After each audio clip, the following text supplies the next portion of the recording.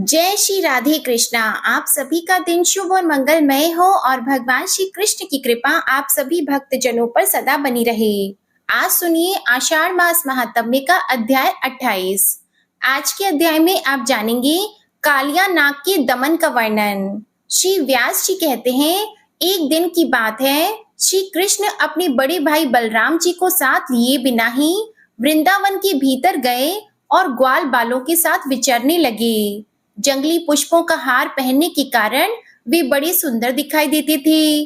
घूमते घूमते श्री कृष्ण चंचल लहरों से सुशोभित यमुना के तट पर गए, जो तट पर लगे हुए फेनों के रूप में मानो सब ओर हास्य की छटा बिखेर रही थी। उस यमुना में एक कालिया नाग का कुंड था, जो विष अग्नि के कणों से दूषित होने के कारण अत्यंत भयंकर हो गया था। श्री कृष्ण ने उस भयानक कुंड को देखा। उसकी फैलती हुई विषाग्नि से तट के बड़े बड़े वृक्ष दग्ध हो गए थे। वायु के आघात से जो जल में हिलोर उठती थी और उससे जो जल के छींटे चारों ओर पड़ते थे, उनका स्पर्श हो जाने पर पक्षी जलकर भस्म हो जाते थे। वह महाभयंकर कुंड मृत्यु का दूसरा मुख था। उसे देखकर भगवान मधुसूदन ने सोचा, इस कुंड के भीतर दुष्ट आत्मा कालिया नाग रहता है, जिसका विष ही शस्त्र है। इसने यहाँ सागर गामिनी यमुना का सारा जल दूषित कर दिया है। प्यास से पीड़ित मनुष्य अथवा गौएं इस जल का उपयोग नहीं कर सकते। अतः मुझे नागराज कालिया का दमन करना चाहिए, जिससे सदा भयभीत रहने वाले ब्रजवासी यहाँ सुख पूर्वक विचर सकें। मैंने मनुष्य लोक में इसीलिए अवतार धारण किया है कि इन कुमार्गगामी दुरात्माओं को दंड देकर राह पर लाऊं। वहां पास ही बहुत सी शाखाओं से संपन्न कदम्ब का वृक्ष है, उसी पर चढ़कर जीवों का नाश करने वाले इस सर्प के कुंड में कूदूंगा। ऐसा निश्चय करके भगवान ने अच्छी तरह कमर कस ली और वे तेजी के साथ नागराज के कुंड में कूद पड़े। उनके कूदने से वह महान कुंड क्षुब्ध हो उठा। पानी की ऐसी हिलोर उठी कि बहुत दूर के वृक्ष भी भीग गए। सर्प की विषाग्नि के द्वारा तपे हुए जल से भीगने के कारण वे सभी वृक्ष सहसा जल उठे। चारों दिशाओं में आग की लपटें फैल गई। उस नाग कुंड में पहुंचकर श्री कृष्ण ने अपनी भुजाओं पर ताल ठोकी। उसका शब्द सुनकर नागराज उनके पास आया। उसके नेत्र क्रोध से लाल हो रहे थे। उसके फणों से विषाग्नि की लपटें निकल रही थी और भी बहुत से विषैले नाग उसे घेरे हुए थे। सैकड़ों नाग पत्नियां भी वहां उपस्थित थीं, जो मनोहर हार पहनकर बड़ी शोभा पा रही थी। उनके अंगों के हिलने डुलने से कानों के चंचल कुंडल झिलमिला रहे थे। सर्पों ने श्री कृष्ण को अपने शरीर में लपेट लिया और वे विष की ज्वाला से भरे हुए मुखों के द्वारा उन्हें डसने लगे। श्री कृष्ण को कुंड में पड़कर नाग के फणों से पीड़ित होते देखकर ग्वाल बाल ब्रज में दौड़ आए और शोकाकुल होकर रोते हुए बोले, हे ब्रजवासियों, श्री कृष्ण काल्य हृदय में डूबकर मूर्छित हो गए हैं। नागराज उन्हें खाए लेता है। तुम जल्दी आओ, विलंब न करो। यह बात सुनकर मानो गोपों पर ब्रज टूट पड़ा। समस्त गोप और यशोदा आदि गोपियां तुरंत काल्य हृदय पर दौड़ आईं। हाय हाय, प्यारे कृष्ण कहाँ हैं? इस प्रकार विलाप करती हुई गोपियां अत्यंत व्याकुल हो उठी और यशोदा के साथ गिरती पड़ती हुई वहां आई। नंद गोप, अन्य गोपगण तथा अद्भुत पराक्रमी बलराम भी श्री कृष्ण को देखने के लिए तुरंत ही यमुना के तट पर जा पहुंचे। पुत्र का मुंह देखकर नंद गोप और माता यशोदा दोनों जड़वत हो गए। अन्य गोपियां भी शोक से आतुर हुई रोती हुई श्री कृष्ण की ओर देखने लगी। वे भय से कातर होकर गदगद वाणी में प्रेम पूर्वक बोली, हम सब लोग यशोदा के साथ नागराज के महान कुंड में प्रवेश करें। अब ब्रज में लौटना हमारे लिए उचित नहीं है। भला सूर्य के बिना दिन और चंद्रमा के बिना रात कैसी? दूध के बिना गौएं और श्री कृष्ण के बिना ब्रज किस काम का? हम श्री कृष्ण के बिना गोकुल में नहीं जाएंगी। गोपियों के ये वचन सुनकर रोहिणी नंदन महाबली बलराम ने देखा, गोपगण बहुत दुखी हैं। इनकी आंखें आंसुओं से भीगी हुई हैं। नंद जी भी पुत्र के मुख पर दृष्टि लगाए अत्यंत कातर हो रहे हैं और यशोदा अपनी सुध बुध खो बैठी हैं। तब उन्होंने अपनी संकेतमयी भाषा में श्री कृष्ण को उनके महात्म्य का स्मरण दिलाते हुए कहा, हे देव देवेश्वर, तुम क्यों इस प्रकार मानव भाव व्यक्त कर रहे हो? क्या इस बात को नहीं जानते कि तुम इन मानवों से भिन्न साक्षात परमात्मा हो? तुम ही इस जगत के केंद्र हो, देवताओं का आश्रय भी तुम ही हो। तुम ही त्रिभुवन की सृष्टि, पालन और संहार करने वाले त्रयीमय परमेश्वर हो। हम दोनों इस समय यहाँ अवतीर्ण हुए हैं। इस ब्रज में ये गोप गोपियां ही हमारे बांधव हैं। ये सब के सब तुम्हारे लिए दुखी हो रहे हैं। फिर क्यों अपने इन बंधुओं की उपेक्षा करते हो? तुमने मनुष्य भाव अच्छी तरह दिखा लिया, बाल उचित चपलता दिखाने में भी कोई कमी नहीं की। अब यह खेल रहने दो और दांतों से ही अस्त्र शस्त्रों का काम लेने वाले इस दुरात्मा नाग का दमन करो। बलराम जी के द्वारा इस प्रकार स्मरण दिलाए जाने पर श्री कृष्ण के होठ मंद मुस्कान से खिल उठे। उन्होंने अंगड़ाई लेकर अपने शरीर को सांपों के बंधन से छुड़ा लिया और दोनों हाथों से उसके बीच के फण को नीचे झुकाकर वे उसी पर चढ़ गए और शीघ्रता पूर्वक पैर चलाते हुए नृत्य करने लगे। श्री कृष्ण के चरणों के आघात से उस नाग के फण में कई घाव हो गए। वह जिस फण को ऊपर उठाता उसी को भगवान अपने पैरों से झुकाकर दबा देते थे। श्री कृष्ण के द्वारा कुचले जाने से नाग को चक्कर आने लगा और वह मूर्छित होकर डंडे की भांति पृथ्वी पर गिर पड़ा। उसके मस्तक और गर्दन टेढ़े हो गए। मुख से रक्त की अजस्त्र धारा बह रही थी। यह देखकर नागराज की पत्नियां भगवान मधुसूदन की शरण में गईं। नाग पत्नियां बोली, देव देवेश्वर, हमने आपको पहचान लिया। आप सबके ईश्वर और सबसे उत्तम हैं। अचिंत्य परम ज्योति स्वरूप जो ब्रह्मा है, उसी के अंशभूत आप परमेश्वर हैं। देवता भी जिन स्वयंभू प्रभु की स्तुति करने में समर्थ नहीं हैं, उन्हीं के स्वरूप का वर्णन हम जैसी साधारण स्त्रियां कैसे कर सकती हैं? संपूर्ण पृथ्वी, आकाश, जल, अग्नि और वायु रूप यह ब्रह्मांड, जिनके छोटे से अंश का भी अंश है, उस भगवान की स्तुति हम कैसे कर सकती हैं? हे जगन्नाथ, हम बड़े कष्ट में पड़ गई हैं। आप हम पर कृपा करें। यह नाग अब प्राण त्यागना चाहता है। हमें पति की भिक्षा दें। उनके इस प्रकार स्तुति करने पर कालिया नाग को कुछ आश्वासन मिला। यद्यपि उसका शरीर अत्यंत शिथिल हो गया था, तो भी वह धीरे धीरे बोला, देव देव, मुझ पर प्रसन्न हो। नाथ, आप में अणिमा आदि 8 ऐश्वर्य स्वाभाविक हैं। आपसे बढ़कर अन्यत्र कहीं भी उनकी स्थिति नहीं है। ऐसे आप परमेश्वर की मैं क्या स्तुति करूंगा? आप पर हैं, पर के भी आदि कारण हैं। पर की प्रवृत्ति भी आपसे ही हुई है। परमात्मन, आप पर से भी पर हैं। फिर मैं कैसे आपकी स्तुति कर सकता हूँ? ईश्वर, आपने जाति, रूप और स्वभाव से मुझे जैसा बनाया है, उसके अनुसार ही मैंने यह चेष्टा की है। देव देव, यदि इन सबके विपरीत कोई चेष्टा करूं तो मुझे दंड देना उचित हो सकता है, क्योंकि आपका ऐसा ही आदेश है। तथापि आप जगत के स्वामी हैं। आपने मुझको जो दंड दिया है उसे मैंने सहर्ष स्वीकार किया, क्योंकि आपसे मिला हुआ दंड भी वरदान है। अब मेरे लिए दूसरे वर की आवश्यकता नहीं है।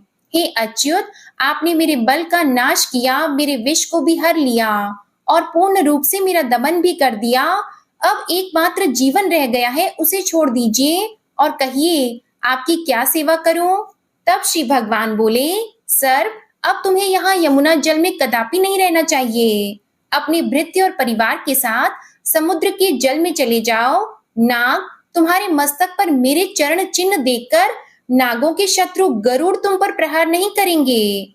ऐसा कहकर भगवान श्री हरि ने नागराज को छोड़ दिया। वह भी श्री कृष्ण को प्रणाम करके समुद्र को चला गया। उसने सबके देखते देखते सेवक, संतान, बंधु बांधव और पत्नियों के साथ सदा के लिए वह कुंड त्याग दिया। सर्प के चले जाने पर गोपों ने दौड़कर श्री कृष्ण को हृदय से लगा लिया, मानो वे मरकर पुनः लौट आए हों। उनके नेत्रों से आंसू निकलकर श्री कृष्ण के मस्तक पर गिरने लगे। कुछ गोप विस्मित होकर श्री कृष्ण की स्तुति करने लगे और यमुना नदी का जल विष से रहित हो गया। यह देखकर समस्त गोपों को बड़ी प्रसन्नता हुई। गोपियां श्री कृष्ण की मनोहर लीलाओं का गान करने लगी और ग्वाल बाल उनके गुणों की प्रशंसा करने लगे। उन सब के साथ श्री कृष्ण ब्रज में आ गए। श्री व्यास जी कहते हैं, एक दिन बलराम और श्री कृष्ण साथ साथ गौएं चराते हुए वन में विचरने लगे। घूमते घूमते वे परम रमणीय ताड़ के वन में जा पहुंचे। वहां धेनुक नामक दानव गधे के रूप में सदा निवास करता था। मनुष्यों और गौओं का मांस ही उसका भोजन था। फल की समृद्धि से पूर्ण मनोहर ताल वन को देखकर ग्वाल बाल वहां के फल लेने को ललचा उठे और बोले, भैया राम, ओ कृष्ण, धेनुकासुर सदा इस भूभाग की रक्षा करता है, इसलिए ये ताड़ों के सुगंधित फल लोगों ने छोड़ रखे हैं। हम इन्हें प्राप्त करना चाहते हैं। यदि आप लोगों को जचे तो इन फलों को गिराइए। ग्वाल बालों की यह बात सुनकर बलराम और श्री कृष्ण ने बहुत से ताल फल पृथ्वी पर गिराए। गिरते हुए फलों का शब्द सुनकर वह गर्दभाकार दुष्ट दैत्य क्रोध में भरा हुआ आया। आते ही उसने अपने दोनों पिछले पैरों से बलराम जी की छाती में प्रहार किया। बलराम जी ने उसके दोनों पैर पकड़ लिए और उसे आकाश में घुमाना आरंभ किया। घुमाने से आकाश में ही उसके प्राण पखेरु उड़ गए। फिर वेग से बलराम जी ने उसे एक महान ताल वृक्ष पर दे मारा। जैसे आंधी बादलों को उड़ा देती है, उसी प्रकार उस दैत्य ने गिरते गिरते अपने शरीर के आघात से बहुत से फल गिरा दिए। उसके मारे जाने पर और भी बहुत से गर्दभाकार दैत्य आए, किंतु श्री कृष्ण और बलभद्र ने उन सबको खेल ही खेल में उठाकर वृक्षों पर फेंक दिया। ऐसे ही क्षण में पके हुए ताड़ के फलों और गर्दभाकार दैत्यों के शरीर से सारी पृथ्वी पट गई। इससे उस स्थान की बड़ी शोभा होने लगी।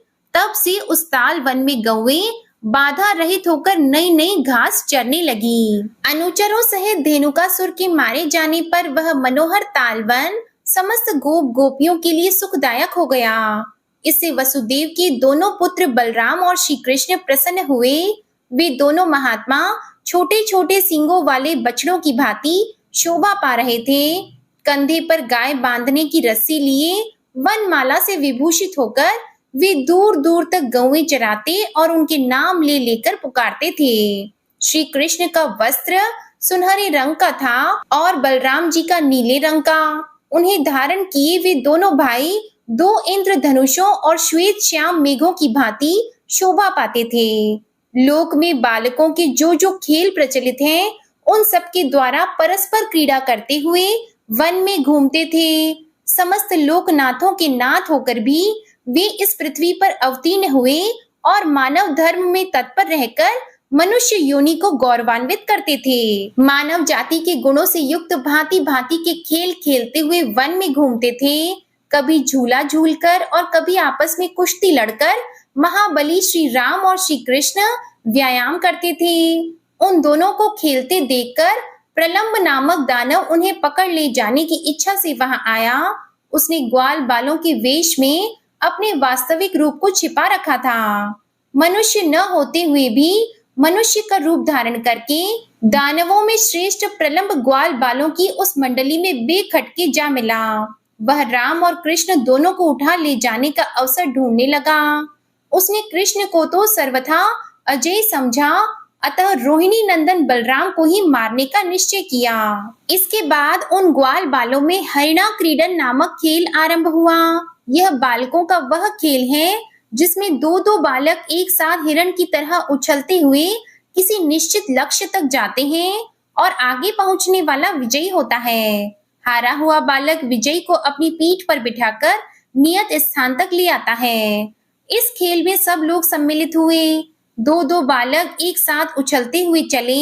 श्री दामा के साथ श्री कृष्ण, प्रलंब के साथ बलराम तथा अन्य ग्वाल बालों के साथ दूसरे दूसरे बालक कूद रहे थे। श्री कृष्ण ने श्री दामा को तथा बलराम ने प्रलंब को जीत लिया।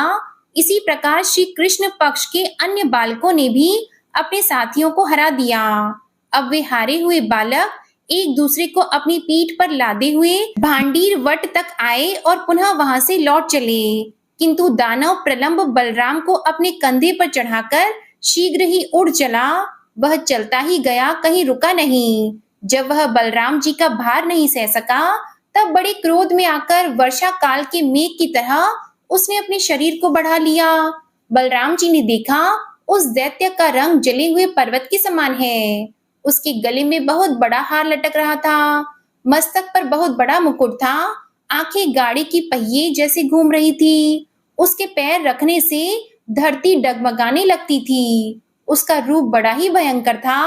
ऐसे राक्षस के द्वारा अपने को हरे जाते देखकर बलराम ने श्री कृष्ण से कहा, कृष्ण, कृष्ण, इधर तो देखो, ग्वाल बालों के वेश में छुपा हुआ कोई दैत्य मुझे हर कर लिए जाता है। इसकी विकराल मूर्ति पर्वत के समान दिखाई देती है। मधुसूदन, बताओ इस समय मुझे क्या करना चाहिए? यह दुरात्मा बड़ी उतावली के साथ भागा जाता है। यह सुनकर भगवान श्री कृष्ण की होठ मंद मुस्कान से खिल उठे। वे रोहिणी नंदन बलराम के बल और पराक्रम को जानते थे, अतः उनसे बोले, सर्वात्मन, यह क्या बात है? आप तो स्पष्ट रूप में मनुष्य की सी चेष्टा करने लगे। आप संपूर्ण गुह्य पदार्थों में गुह्य से भी गुह्य हैं। जरा अपने उस स्वरूप का तो स्मरण कीजिए जो संपूर्ण जगत का कारण, कारणों का भी पूर्ववर्ती, अद्वितीय आत्मा और प्रलय काल में भी स्थित रहने वाला है। विश्वात्मन, आप और मैं दोनों ही इस संसार के एकमात्र कारण हैं और पृथ्वी का भार उतारने के लिए यहाँ दो रूपों में प्रकट हैं। अप्रमेयात्मन, आप अपने स्वरूप को स्मरण कीजिए और इस दानव को मार डालिए। इसके बाद मानुष भाव का आश्रय लेकर बंधु जनों का हित कीजिए। महात्मा श्री कृष्ण के द्वारा इस प्रकार अपने स्वरूप का स्मरण कराए जाने पर महाबली बलराम ने हंसकर प्रलंबासुर को दबाया और क्रोध से लाल आंखें करके उसके मस्तक पर एक मुक्का मारा। उनके इस प्रहार से प्रलंब के दोनों नेत्र बाहर निकल आए, मस्तिष्क फट गया और वह दैत्य मुंह से खून उगलता हुआ पृथ्वी पर गिरकर मर गया। अद्भुत कर्म करने वाले बलदेव जी के द्वारा प्रलंब को मारा गया देखकर ग्वाल बाल बहुत अच्छा हुआ कहते हुए उनकी प्रशंसा करने लगे। इस प्रकार प्रलंबासुर के मारे जाने पर ग्वाल बालों के मुख से अपनी प्रशंसा सुनते हुए बलराम जी श्री कृष्ण के साथ पुनः गौओं के समूह में आए। इस तरह नाना प्रकार की लीलाएं करते हुए बलराम और श्री कृष्ण वन में विहार करते रहे। इतने में ही वर्षा बीत गई और शरद ऋतु का आगमन हुआ। जलाशयों में कमल खिलने लगे, आकाश और नक्षत्र निर्मल हो गए। ऐसे समय में समस्त ब्रजवासी इंद्रोत्सव का आयोजन करने लगे। उन्हें उत्सव के लिए अत्यंत उत्सुक देखकर परम बुद्धिमान श्री कृष्ण ने बड़े बूढ़े गोपों से कौतूहलवश पूछा, यह इंद्रोत्सव क्या वस्तु है जिससे आप लोगों को इतना हर्ष हुआ है? श्री कृष्ण को अत्यंत आदर पूर्वक प्रश्न करते देखकर नंद गोपों ने जो कुछ भी कहा, इसका वृतांत आप अगले अध्याय में सुनिएगा। आइए अब सुनते हैं भगवान जगन्नाथ जी की कथा कि भगवान जगन्नाथ ने कटहल क्यों चुराया। प्रेम से बोलिए जगन्नाथ भगवान की जय। एक समय की बात है, रघु नाम का एक आदमी भगवान श्री राम का परम भक्त था। वह पुरी में स्थित भगवान जगन्नाथ जी के मंदिर के सिंह द्वार के पास एक बड़ी सी छतरी के नीचे रहता था। एक बार जब वह भगवान जगन्नाथ के दर्शन करने गया तो उन्होंने जगन्नाथ जी की वेदी पर राम, लक्ष्मण और सीता जी को देखा तो उन्हें विश्वास हो गया कि भगवान जगन्नाथ भगवान रामचंद्र से अलग नहीं है। तो रघुदास सोचने लगा कि मैं भगवान जगन्नाथ के मंदिर के आगे बरसों से रह रहा हूँ, तो मुझे भी उनको एक अच्छी सी भेंट देनी चाहिए। यह सोचकर रघु ने भगवान जगन्नाथ के लिए बहुत ही अच्छी माला तैयार की और फिर मंदिर में जाकर पुजारी से कहा कि पुजारी जी, यह माला लो और भगवान जगन्नाथ जी को चढ़ा दो। तो पुजारी जी उस माला को चढ़ाना नहीं चाहते थे, क्योंकि रघु ने केले के पेड़ की छाल से बनी हुई डोरी का इस्तेमाल किया था। उस समय भगवान जगन्नाथ के मंदिर में ऐसी चीजों का प्रयोग वर्जित था। तो पंडित जी ने कहा कि तुम्हारी यह माला जगन्नाथ जी को नहीं चढ़ाई जा सकती। तो इस तरह पुजारी जी ने माला चढ़ाने से मना कर दिया और रघु इस बात से बहुत दुखी हुआ, क्योंकि उसने बड़ी मेहनत से भगवान जगन्नाथ के लिए माला बनाई थी और वह भी उन्हें चढ़ाई नहीं गई। तो वह बहुत ही उदास मन से मंदिर के बाहर चला गया और फिर शाम को जब पुजारी जी ने भगवान जगन्नाथ जी की आरती की, आरती के बाद शयन करने से पहले भगवान जगन्नाथ को एक विशेष पोशाक पहनाई जाती है, जिसे श्रृंगार वैसा कहा जाता है। तो भगवान को श्रृंगारित करने के बाद पुजारी जी जैसे ही उनके शरीर पर फूलों की माला चढ़ाते, फूलों से सजाते, तो उसी समय वह सारे फूल नीचे गिर जाते। तो पुजारी जी ने बार-बार कोशिश की, लेकिन भगवान के शरीर पर एक भी फूल नहीं रुक रहा था। तो यह देखकर पुजारी जी को बड़ा आश्चर्य हुआ। उसने दूसरे पुजारियों को बुलाया। सभी ने भगवान के शरीर पर फूल चढ़ाने की कोशिश की, लेकिन फूलों को चढ़ाते ही वह नीचे गिर जाते। अब भगवान जगन्नाथ जी तो किसी के फूल स्वीकार नहीं कर रहे थे। तो यह देखकर सारे पुजारी चिंतित हो गए और सोचने लगे कि आज अवश्य ही हमसे कोई बड़ा अपराध हो गया है, तभी तो भगवान हमारी फूल स्वीकार नहीं कर रहे। लेकिन जहां तक हमें याद है, हमने तो ऐसा कोई अपराध नहीं किया। फिर वे आपस में बात करने लगे कि हमें इस बात का पता तो लगाना होगा। जब तक भगवान फूल स्वीकार नहीं करेंगे, हम अपने घर नहीं जाएंगे। आज हम यहीं पर सो जाएंगे और भगवान जगन्नाथ हमें स्वप्न के द्वारा संकेत देंगे कि हमने कौन सा अपराध किया है। तो ऐसा निश्चय करके पुजारी जी वहीं पर सो गए। तो जिस पुजारी ने रघु से माला लेने से इनकार किया था, भगवान जगन्नाथ उसी के स्वप्न में आए और कहने लगे कि हे पुजारी, मेरा भक्त रघुदास मेरे लिए फूलों की माला लेकर आया था। उसने उस माला को बड़े प्यार और भक्ति के साथ तैयार किया था। फिर तूने उसे स्वीकार क्यों नहीं किया? मुझे देने से मना क्यों कर दिया? आपने देखा नहीं कि उसने कितनी अच्छी माला तैयार की थी? उस माला के साथ उसने प्यार और भक्ति को भी पिरोया था। अब मेरा भक्त मेरी सेवा से वंचित होकर अपने घर में माला रखकर रो रहा है। मेरा भक्त इस तरह दुखी है और मैं आपसे फूल चढ़वाऊं, यह कभी नहीं हो सकता, क्योंकि आज उसने कुछ भी खाया पिया नहीं है। तुम जाओ और अपनी गलती की माफी मांगो और उससे कहो कि वह माला लाकर स्वयं मुझे चढ़ाए। तो पुजारी जी कहने लगा कि हे भगवान, अब मैं रात को कैसे जाऊं? तो जगन्नाथ भगवान कहने लगे कि वह अभी तक सोया नहीं है। जब तक मेरी भक्त की इच्छा पूरी नहीं हो जाती, तब मैं आपसे कोई भी माला स्वीकार नहीं करूंगा और ना ही मैं शांति से सो सकूंगा। इसलिए तुम मेरे सोने की व्यवस्था मत करो। आज मैं पूरी रात जागकर ही बिताऊंगा। तो पुजारी जी कहने लगा कि हे भगवान, आप पूरी रात जागकर बिताएंगे तो हम कैसे सो सकते हैं? मैं जरूर रघुदास को बुलाकर लाऊंगा। तो पुजारी के ऐसा कहते ही भगवान जगन्नाथ उसके स्वप्न से अंतर्ध्यान हो गए और पुजारी की उसी समय नींद खुल गई। उसने जल्दी से दूसरे पुजारियों को उठाकर सारी बात बताई। वे सारे के सारे रात को ही रघुदास के पास गए और उसे आवाज लगाई कि रघुदास सो रहा है या जाग रहा है। तब रघु ने बड़े उदास मन से कहा, नहीं पुजारी जी, मैं जाग रहा हूँ। उस समय भी रघु की आंखों में आंसू थे। यह देखकर उस पुजारी को बड़ा ही दुख हुआ। उसने रघु से माफी मांगी कि बेटा, मुझसे गलती हो गई, मुझे माफ कर दो और हमारे साथ मंदिर चलो, साथ में तुम्हारी वह माला भी ले लेना। तो रघु तो पुजारी जी की बात सुनकर हैरान था। वह मन ही मन सोच रहा था कि अचानक से रात को पुजारी जी को क्या हो गया, जो इस तरह माला लेकर मुझे मंदिर जाने के लिए कह रहे हैं। उसकी समझ में कुछ नहीं आ रहा था। तो वह चुपचाप मन ही मन भगवान जगन्नाथ का धन्यवाद करता हुआ माला लेकर मंदिर की तरफ चल पड़ा। वहां जाकर भगवान जगन्नाथ को अपने हाथों से बनाई हुई माला चढ़ाई और उनके दर्शन करके आनंद मग्न हो गया। यह देखकर पुजारी जी भी हैरान थे कि रघुदास ने जो माला चढ़ाई है, वह भगवान के ऊपर अब भी चढ़ी हुई है। उसके बाद पुजारियों ने भी फूल चढ़ाए। तो भगवान जगन्नाथ ने बड़े प्रेम पूर्वक उन फूलों को स्वीकार किया।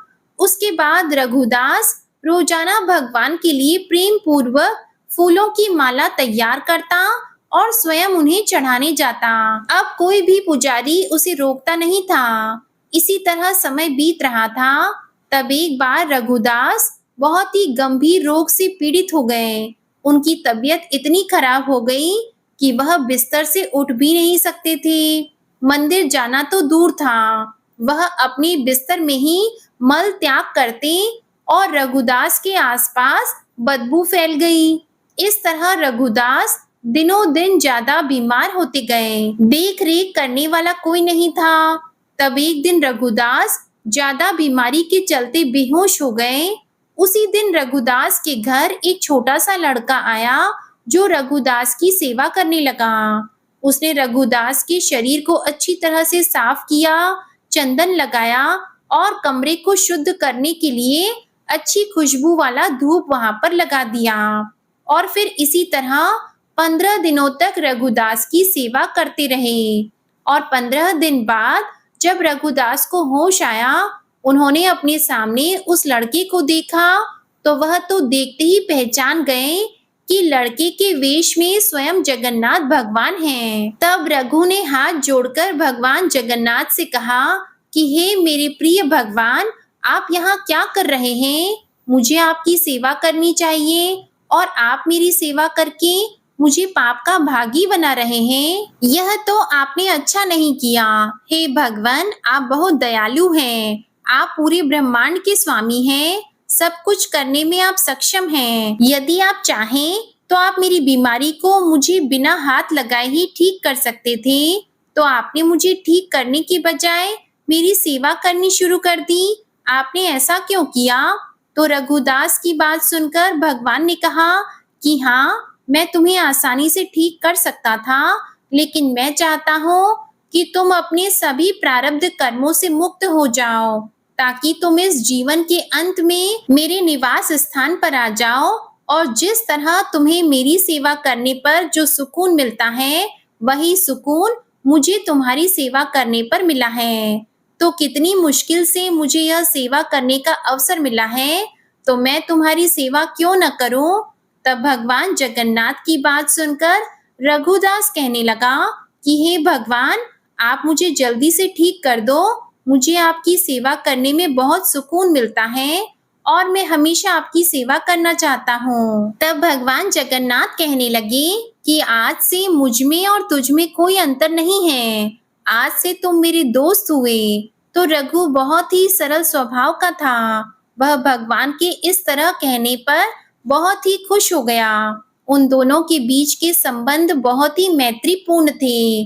कभी कभी भगवान एक लड़के के रूप में उसके पास आ जाते, दोनों एक साथ खेलते और घंटों तक बातें करते रहते। धीरे धीरे यह बात पूरे पुरी में फैल गई। सबको पता था कि भगवान जगन्नाथ बच्चे का रूप धारण करके रघुदास के साथ खेलने के लिए आते हैं। तो सारे लोग रघुदास का खूब आदर करते थे। हर कोई जानता था कि रघुदास भगवान जगन्नाथ के मित्र हैं। तब एक दिन की बात है, रघुदास समुद्र किनारे बैठे थे। भगवान जगन्नाथ एक बच्चे का रूप धारण करके उसके पास आए और कहने लगे कि चलो राजा के बगीचे से कटहल चुराते हैं। भगवान जगन्नाथ की बात सुनकर रघुदास ने कहा, हे मित्र, तुम कटहल क्यों चुराना चाहते हो? यदि तुम्हारी कटहल खाने की इच्छा है तो मुझे बताओ, मैं तुम्हारे लिए एक अच्छा सा कटहल ले आऊंगा। तो रघुदास की बात सुनकर भगवान जगन्नाथ ने कहा कि हे रघुदास, मुझे मेरे भक्तों से सब कुछ मिल रहा है, कोई कमी नहीं है।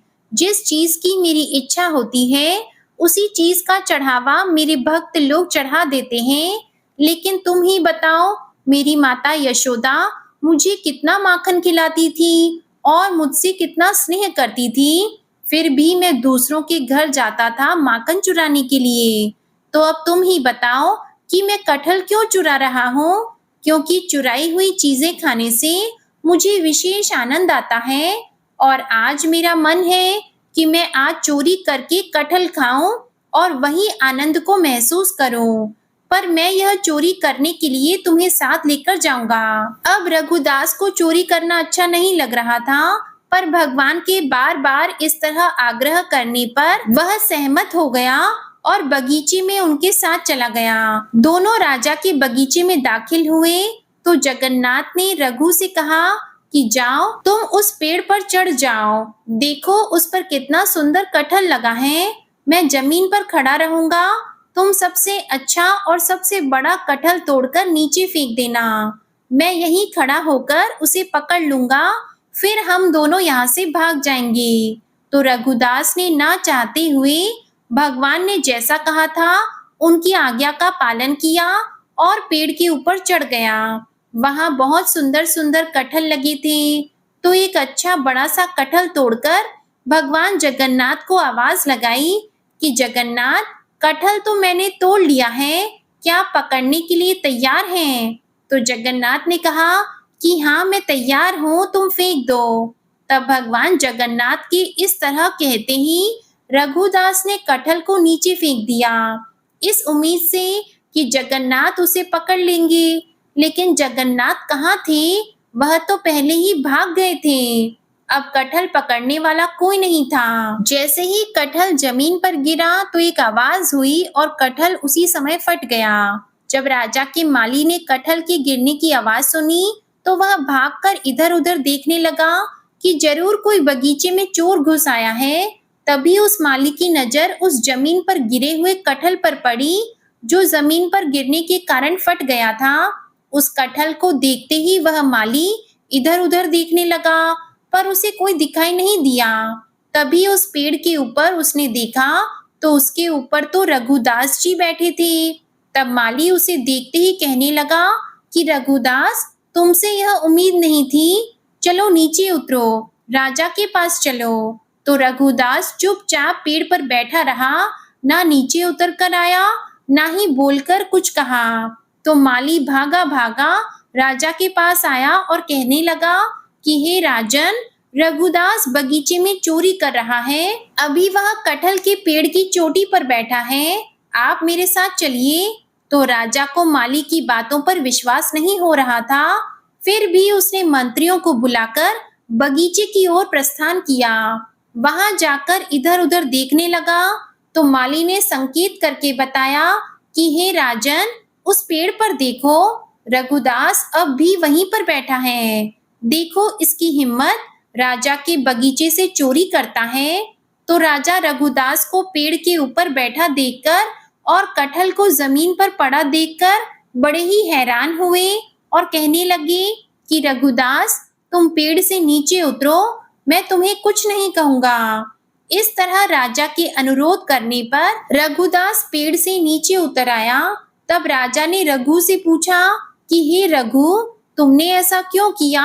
मेरा मन नहीं मानता कि तुम चोरी करने के लिए बाग में आ सकते हो। मुझे तुम सच सच बताओ कि आखिर बात क्या है। तब रघुदास हाथ जोड़कर कहने लगा कि प्रभु, भगवान जगन्नाथ ने मुझसे कहा था कि आज मुझे कटहल खाने की इच्छा हो रही है, चलो बगीचे में से कटहल तोड़कर खाते हैं, लेकिन मैं तभी खाऊंगा जब तुम मेरे साथ जाओगे। तो हे राजन, भगवान जगन्नाथ मुझे साथ लेकर आए थे, मैं चोरी करने नहीं आया था। तो रघुदास की बात सुनकर राजा कहने लगे कि अगर प्रभु को कटहल खाना था तो तुम मेरे पास आते। इस तरह आधी रात को बगीचे में आकर पेड़ पर चढ़ने की परेशानी क्यों की? मैं कटहल तुम्हारे घर भिजवा देता। तब राजा की बात सुनकर रघुदास कहने लगा कि हे राजन, ना तो मुझे कटहल खाना था और ना ही प्रभु भगवान जगन्नाथ को कटहल खाना था। वह तो कह रहे थे कि आज मुझे चोरी करके कटहल खाने की इच्छा हो रही है, तो तुम मेरे साथ चलो, आज हम चोरी करके जी भरकर खाएंगे। तो वही मुझे यहाँ साथ लेकर आए थे। यह कहकर रघु ने राजा को पूरी बात बताई और कहा कि कैसे आज मुझे भगवान जगन्नाथ ने ही धोखा दे दिया, मुझे पेड़ पर चढ़ाकर स्वयं वहां से चले गए। तब रघुदास के भोलेपन से कहे हुए यह शब्द सुनकर राजा हंसने लगे और कहने लगे कि हे प्रभु, तेरी लीला तो न्यारी है। यह कहकर राजा ने पूरा बगीचा रघुदास के नाम कर दिया। दूसरे दिन रघुदास समुद्र किनारे बैठे थे तो वहां पर भगवान जगन्नाथ बालक का रूप धारण करके आए और कहने लगे कि हे रघु, तुम्हें चोरी करके कैसा लगा? राजा ने क्या कहा, क्या तुम मुझसे नाराज हो? तो रघुदास कहने लगा कि नहीं प्रभु, मैं आपसे नाराज नहीं हो सकता। आप तो मुझे एक कटहल चुराने के लिए कह रहे थे, और यह देखो, मेरे तो आज पूरा बगीचा राजा ने नाम कर दिया है। चलो चलें, आपको जितने भी कटहल खाने हैं, जी भर कर खाओ। अब की बार मैं वहां पर चोरी करते नहीं पकड़ा जाऊंगा। तो इस तरह रघुदास की बात सुनकर भगवान जगन्नाथ मुस्कुराने लगे और कहते हैं कि भगवान जगन्नाथ इसी तरह रघु के साथ अनेकों लीलाएं करते थे। प्रेम से बोलिए भगवान जगन्नाथ की जय। प्रिय भक्त जनों, अब सच्चे मन से भगवान श्री हरि विष्णु जी का ध्यान करके इस परम कल्याणकारी स्तोत्र का पाठ करते हैं। जय श्री हरि विष्णु। शुक जी ने कहा कि बुद्धि के अनुसार पिछले अध्याय में वर्णन किए गए रीति से अपने मन को नियंत्रित कर और हृदय को स्थिर करके गजेंद्र अपने पिछले जन्म में याद किए गए सर्वोच्च कार्य और बार बार जाप किए जाने वाले स्तोत्र का जाप करने लगा। गजेंद्र ने मन ही मन श्री हरि विष्णु को ध्यान करते हुए कहा कि जिनके प्रवेश करने से शरीर और मस्तिष्क चेतन की तरह व्यवहार करने लगते हैं, ओम द्वारा लक्षित और पूरे शरीर में प्रकृति और पुरुष के रूप में प्रवेश करने वाले उस सर्वशक्तिमान देवता का मैं मन ही मन स्मरण करता हूँ, जिनके सहारे ये पूरा संसार टिका हुआ है, जिनसे ये संसार अवतरित हुआ है, जिन्होंने प्रकृति की रचना की है और जो खुद उसके रूप में प्रकट हैं, लेकिन इसके बावजूद भी वो इस दुनिया से सर्वोपरि और श्रेष्ठ हैं। ऐसे अपने आप और बिना किसी कारण के भगवान की मैं शरण में जाता हूँ। अपने संकल्प शक्ति के बल पर अपने ही स्वरूप में रचित और सृष्टि काल में प्रकट एवं प्रलय में अप्रकट रहने वाले इस शास्त्र प्रसिद्धि प्राप्त कार्य कारण रूपी संसार को जो बिना कुंठित दृष्टि के साक्षी रूप में देखते रहने पर भी लिप्त नहीं होते, चक्षु आदि प्रकाशकों के परम प्रकाशक प्रभु आप मेरी रक्षा करें। बीतते गए समय के साथ तीनों लोकों और ब्रह्म आदि लोकपालों के पंचभूत में प्रवेश कर जाने पर और पंचभूतों से लेकर महत्वपूर्ण सभी कार्यों के उनकी परम करुणा स्वरूप प्रकृति में मग्न हो जाने पर उस समय दुर्गेय और घोर अंधकार रूपेण प्रकृति से ही बच रही थी।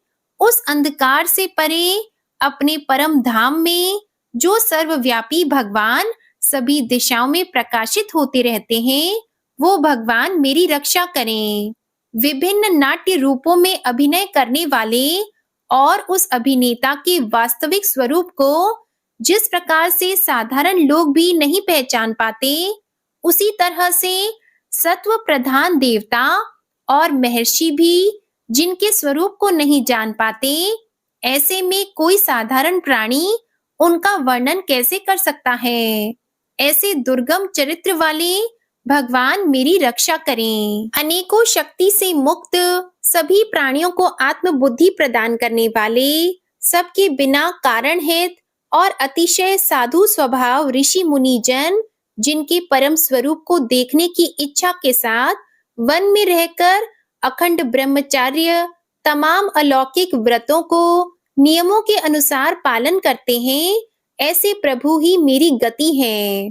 वह जिनका हमारी तरह ना तो जन्म होता है और ना जिनका अहंकार में कोई भी काम नहीं होता, जिनके निर्गुण रूप का ना कोई नाम है और ना कोई रूप है, इसके बावजूद भी वह समय के साथ इस संसार की सृष्टि और प्रलय के लिए अपनी इच्छा से अपने जन्म को स्वीकार करते हैं। उस अनंत शक्ति वाले परम ब्रह्मा परमेश्वर को मेरा नमस्कार है। प्राकृत आकार रहित और अनेक रूप वाले अद्भुत भगवान को मेरा बार बार नमस्कार है। स्वयं प्रकाशित सभी साक्ष्य परमेश्वर को मेरा शत शत नमन है। वैसे देव जो मन, वाणी और चित्त वृत्तियों से परे हैं, उन्हें मेरा बारंबार नमस्कार है। विवेक से परिपूर्ण पुरुष के द्वारा सभी सत्व गुणों से परिपूर्ण, निवृत्ति धर्म के आचरण से मिलने वाले योग्य, मोक्ष सुख की अनुभूति रूपी भगवान को मेरा नमस्कार है। सभी गुणों के स्वीकार शांत, रजोगुण को स्वीकार करके अत्यंत और तमोगुण को अपनाकर मूड से जाने जाने वाले, बिना भेद के और हमेशा सद्भाव से ज्ञान धनी प्रभु को मेरा नमस्कार है। शरीर के इंद्रिय के समुदाय रूप, सभी पिंडों के ज्ञाता, सभी के स्वामी और साक्षी स्वरूप देव, आपको मेरा नमस्कार है। सभी के अंतर्यामी, प्रकृति के परम कारण, लेकिन स्वयं बिना कारण भगवान को मेरा शत शत नमस्कार है। सभी इंद्रियों और सभी विषयों के जानकार, सभी प्रतीतियों के कारण रूप, संपूर्ण जड़ प्रपंच और सबकी मूलभूता अविद्या के द्वारा सूचित होने वाले और सभी विषयों में अविद्या रूप से भासने वाले भगवान को मेरा नमस्कार है। सबके कारण, लेकिन स्वयं बिना कारण होने पर भी, बिना किसी परिणाम के होने की वजह से, अन्य कारणों से भी विलक्षण कारण, आपको मेरा बार बार नमस्कार है। सभी वेदों और शास्त्रों के परम तात्पर्य, मोक्ष रूपी और श्रेष्ठ पुरुषों की परम गति देवता को मेरा नमस्कार है। वह जो त्रिगुण रूपों में छिपी हुई ज्ञान रूपी अग्नि है, वैसे गुणों में हलचल होने पर जिनके मन मस्तिष्क में संसार को रचने की वृत्ति उत्पन्न हो उठती हो, और जो आत्मा तत्व की भावना के द्वारा विधि निषेध रूप शास्त्र से भी ऊपर उठे हो, जो महाज्ञानी महात्माओं में स्वयं प्रकाशित हो रहे हो, ऐसे भगवान को मेरा नमस्कार है। मेरे जैसे शरणागत पशु के समान जीवों की अविद्या रूप फांसी को पूर्ण रूप से काट देने वाले परम दयालु और दया दिखने में कभी भी आलस नहीं करने वाले भगवान को मेरा नमस्कार है। अपने अंश से सभी जीवों के मन में अंतर्यामी रूप से प्रकट होने वाले सर्वनियंता अनंत परमात्मा, आपको मेरा नमस्कार है। जो शरीर, पुत्र, मित्र, घर और संपत्ति सहित कुटुंबियों में अशक्त लोगों के द्वारा कठिनाई से मिलते हों और मुक्त पुरुषों के द्वारा अपने हृदय में निरंतर चिंतित ज्ञान स्वरूप सर्वसमर्थ परमेश्वर को मेरा नमस्कार है। वह जिन्हें धर्म, अभिलषित भोग, धन और मोक्ष की कामना से मनन करके लोग अपनी मनचाही इच्छा पूर्ण कर लेते हैं, अपितु जिन्हें विभिन्न प्रकार के अयाचित भोग और अविनाशी पार्षद शरीर भी देते हैं, वैसे अत्यंत दयालु प्रभु मुझे इस प्रकार के विपदा से हमेशा के लिए बाहर निकालें। वह जिनके एक से अधिक भक्त हैं, जो मुख्य रूप से एकमात्र उसी भगवान की शरण में हैं, जो धर्म, अर्थ आदि किसी भी पदार्थ की अभिलाषा नहीं रखते हैं, जो केवल उन्हीं के परम मंगलमय एवं अत्यंत विलक्षण चरित्र का गुणगान करते हुए उनके आनंदमय समुद्र में गोती लगाते रहते हैं, उन अविनाशी, सर्वव्यापी, सर्वमान्य ब्रह्म आदि के भी नियामक, अभक्तों के लिए भी हमेशा प्रकट होने वाले, भक्ति योग द्वारा प्राप्त, अत्यंत निकट होने पर भी माया के कारण अत्यंत दूर महसूस होने वाले, इंद्रियों के द्वारा अगम्य और अत्यंत दुर्विज्ञेय, अंतर रहित लेकिन सभी के आदि कारक और सभी तरफ से परिपूर्ण उस भगवान की मैं स्तुति करता हूँ। वो जो ब्रह्मा सहित सभी देवता, चारों वेद, समस्त चर और अचर जीव के नाम और आकृति भेद से जिनके अत्यंत क्षुद्र अंशों से रचित हैं, जिस तरह से जलती हुई अग्नि की लपटें और सूरज की किरणें हर बार निकलती है और फिर से अपने कारण में लीन हो जाती है, उसी प्रकार बुद्धि, मस्तिष्क, इंद्रियां और नाना योनियों के शरीर, जिन सभी गुणों से प्राप्त शरीर जो स्वयं प्रकाश परमात्मा से अवतरित होकर फिर से उन्हीं में लीन हो जाता है। वह भगवान जो ना तो देवता है, ना असुर, ना मनुष्य और ना ही मनुष्य से नीचे किसी अन्य योनि के प्राणी, ना ही वो स्त्री है, ना पुरुष और ना ही नपुंसक और ना ही वो कोई ऐसे जीव हैं जिनका इन तीनों ही श्रेणी में समावेश है। वो ना तो गुण है, ना कर्म है, वो ना ही कार्य है और ना ही कारण। इन सभी योनियों का निषेध होने पर जो बचता है वही उनका असली रूप है। ऐसे प्रभु मेरा उत्थान करने के लिए प्रकट हो। अब मैं इस मगरमच्छ के चंगुल से आजाद होने के बाद जीवित नहीं रहना चाहता। इसकी वजह यह है कि मैं सभी तरफ से अज्ञानता से ढके इस हाथी के शरीर का क्या करूं?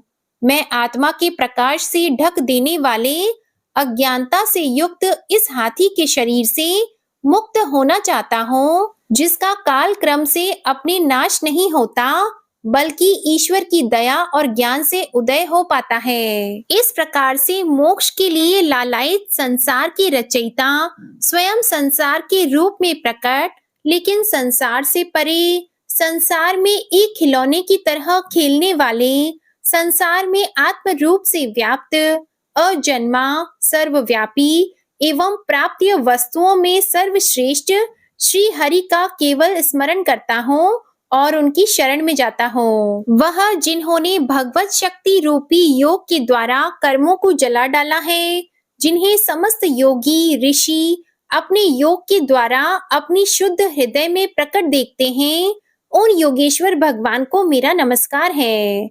वह जिनके तिगुणे शक्तियों का राग, रूप, वेग और असहाय है, जो सभी इंद्रियों के विषय रूप में मौजूद हैं, वह जिनकी इंद्रियां समस्त विषयों में ही बसी रहती हैं, ऐसे लोग जिनको मार्ग मिलना भी असंभव नहीं है, वैसे शरणागत एवं अपार शक्तिशाली वाले भगवान आपको मेरा नमस्कार है। वह जिनकी अविद्या नाम के शक्ति के कार्य रूप से ढके हुए हैं, वह जिनके रूप को जीव समझ नहीं पाते, ऐसे अपार महिमा वाले भगवान की मैं शरण लेता हूँ। श्री शुकदेव जी कहते हैं कि वह जिसने पूर्व प्रकार से भगवान के भेद रहित सभी निराकार रूप का वर्णन किया था, उस गजराज के करीब जब ब्रह्मा जी साथ में अन्य कोई देवता नहीं आए, जो अपने विभिन्न प्रकार की विशेष विग्रह को ही अपना रूप मानते हैं, ऐसे में साक्षात विष्णु जी, जो सभी के आत्मा होने के कारण सभी देवताओं के रूप हैं, तब वहां प्रकट हुए। गजराज को इस प्रकार से दुखी देखकर और उसके पढ़े गए स्तुति को सुनकर चक्रधारी प्रभु इच्छा अनुसार वेग वाले गरुड़ की पीठ पर सवार होकर सभी देवों के साथ उस स्थान पर पहुंचे जहां वह गज था। सरोवर के अंदर महाबलशाली मगरमच्छ द्वारा जकड़े और दुखी उस हाथी ने आसमान में गरुड़ की पीठ पर बैठे और हाथों में चक्र लिए भगवान विष्णु को आते हुए जब देखा, तो वह अपनी सूंड में पहले से ही उनकी पूजा के लिए रखे कमल के फूल को श्री हरि पर बरसाते हुए कहने लगा, सर्व पूज्य भगवान श्री हरि, आपको मेरा प्रणाम। सर्व पूज्य भगवान श्री हरि, आपको मेरा नमस्कार। लाचार हाथी को देखकर श्री हरि विष्णु गरुड़ से नीचे उतरकर सरोवर में उतर आए और बेहद दुखी होकर ग्राह सहित उस गज को तुरंत ही सरोवर से बाहर निकाल आए और देखते ही देखते अपने चक्र से मगरमच्छ के गर्दन को काट दिए और हाथी को उस पीड़ा से बाहर निकाल लिया। प्रिय भक्तजनों, इस प्रकार गजेंद्र मोक्ष स्तोत्र संपूर्ण हुआ। प्रेम से बोलिए भगवान श्री हरि विष्णु जी की जय। जय माता लक्ष्मी जी, जय हो नारायण भगवान की। बंशी शोभित कर मधुर नील जलद तन श्याम, अरुण अधर जनुबिंब फल, नयन कमल अभिराम। पूर्ण इंद्र अरविंद मुख, पीतांबर शुभ साज, जय मनमोहन मदन छवि, कृष्ण चंद्र महाराज। जय यदुनंदन जय जगवंदन, जय वसुदेव देवकी नंदन, जय यशोदा सुत नंद दुलारे, जय प्रभु भक्तन के द्रुग तारे। जय नट नागर नाग नथैया, कृष्ण कन्हैया धेनु चरैया। पुनि नख पर प्रभु गिरिवर धारो, आओ दीनन कष्ट निवारो। वंशी मधुर अधर धरि टेरो, होवे पूर्ण विनय यह मेरो। आओ हरि पुनि माखन चाखो, आज लाज भारत की राखो। गोल कपोल चिबुक अरुणारी, मृदु मुस्कान मोहिनी डारी। राजित राजीव नयन विशाला, मोर मुकुट वैजंती माला। कुंडल श्रवण पीत पट आछी, कटी किंकिणी काचनि काछी। नील जलज सुंदर तनु सोहे, छवि लखी सुर नर मुनि मन मोहे। मस्तक तिलक अलक घुंघराले, आओ कृष्ण बांसुरी वाले। करि पय पान पुत नहीं तारियो, अका बका का गासुर मारियो। मधुवन जलत अगिन तब ज्वाला, भय शीतल लखतहि नंद लाला। सुरपति जब ब्रज चढ़ साई, मूसर धार वारी वर्षाई। लगत लगत व्रज चहन बहायो, गोवर्धन नख धारी बचायो। लखी यशोदा मन भ्रम अधिकाई, मुख मंद 14 भुवन दिखाई। दुष्ट कंस अति उधम मचायो, कोटि कमल जब फूल मंगायो। नाथी कली यहीं तब तुम लीन है, चरण चिन्ह दे निर्भय कीन है। करि गोपिन संग रास विलासा, सबकी पूर्ण करि अभिलाषा। केतिक महा असुर संहार्यो, कंस ही केस पकड़ी दे मारियो। मात पिता की बंदी छुड़ाई, उग्रसेन कह राज दिलाई। महिषी मृतक छहो सुत लायो, मातु देव की शोक मिटायो। भौमासुर मुर दैत्य सहारी, लाए 68 सहस कुमारी। देवी मही तृण चीर सहारा, जरा सिंधु राक्षस कहि मारा। असुर बकासुर आदिक मारियो, भक्तन के तब कष्ट निवार्यो। दीन सुदामा की दुख टारियो, तंदुल 3 मूठ मुख डारियो। श्री कृष्ण चालीसा समाप्त होती है। प्रेम से बोलिए भगवान श्री कृष्ण की जय, गौ माता की जय। इसके आगे का वृतांत आप अगले अध्याय में सुनेंगे। आपको आज की कथा पसंद आए तो वीडियो को लाइक करिएगा, शेयर करिएगा, कमेंट में भगवान श्री राधे कृष्ण की जय लिखिएगा और चैनल को भी सब्सक्राइब करिएगा। इसी के साथ आज आप हमारे चैनल पर मंगलवार की व्रत कथा और मंगल प्रदोष व्रत कथा भी जरूर सुनिएगा। प्रेम से बोलिए भगवान राधे कृष्ण की जय।